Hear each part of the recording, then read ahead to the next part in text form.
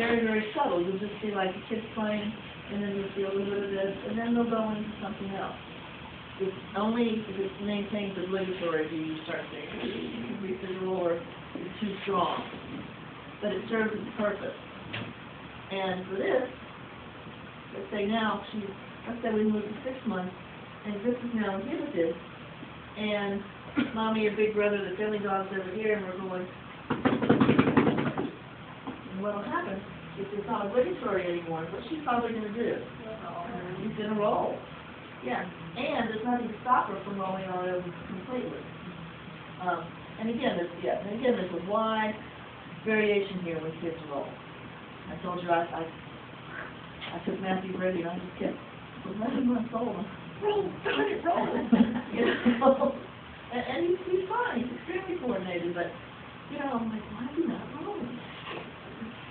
You could just sit him up, put the toy in front, and say, well, whatever was there. You can give a darn about things on the side. Well, this is not good. So, one data point is not a pathology or diagnosis made.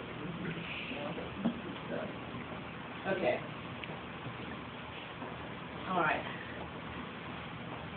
The roll's not so interesting on your back now, is it? Now that you can roll. Because, okay, some kids are going to push with their heels. And you'll hear about the parent who complains about he's got a bald spot in his back because he pushes himself backwards to get around. Okay. You would look at that as, okay, why is he doing this? If he can't do it, is it a preference? Is it fun?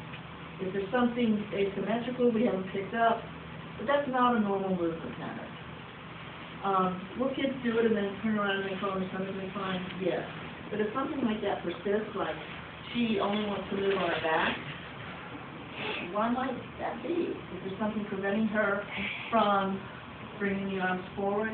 Do we have increased tone in the shoulders? You start to look. Anytime you see a deviation in what's normal, but as I said, there's a wide variety that's normal. And you have to think, okay, is this just this kid? Or does mom say, all my kids do this? Or, well, my mom, or maybe from husband's side of things, my mother-in-law told me that he and his brothers did that too. Okay, so there's a family tendency. Do they walk and talk okay? It's probably nothing to worry about. But if nobody else in the family has ever done it, and it persists, like it isn't just something that's there for a week or two, like it's playing with the movement, then you start to look, why is this happening? Is something not integrated, or at least that's not integrated as it should have been, that's preventing the child from moving to a more mature pattern. Okay, so laying back isn't so much fun anymore because on your stomach, you go over and roll over your stomach. Now, what can you do now that you got those elbows up here? You can commando crawl. Okay? Yeah. And actually, you do more like this.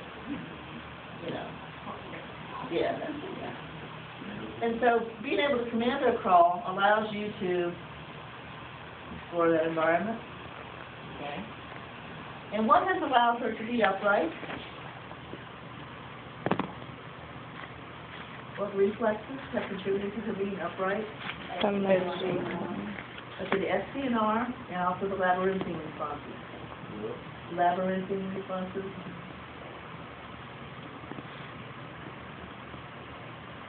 Now, you've mentioned the symmetrical tonic neck.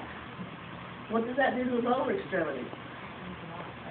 Okay, depending on what she's doing. She's up like this, causes them to flex, so they'd be dead under. And she'd be sitting. Now, if she looks down to play, what happens? Okay, then we basically lose the posture up here, we have extension here. And so kids will play with that.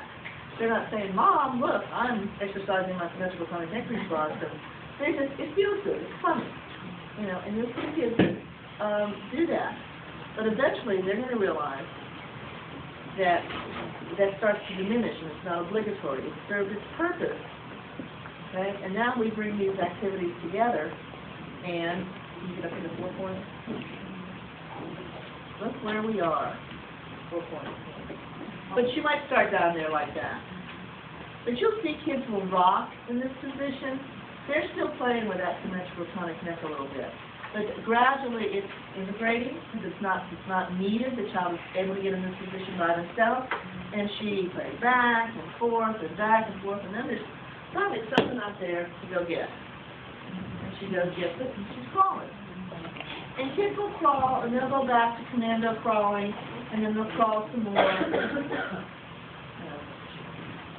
Did your parents tell you when you crawl?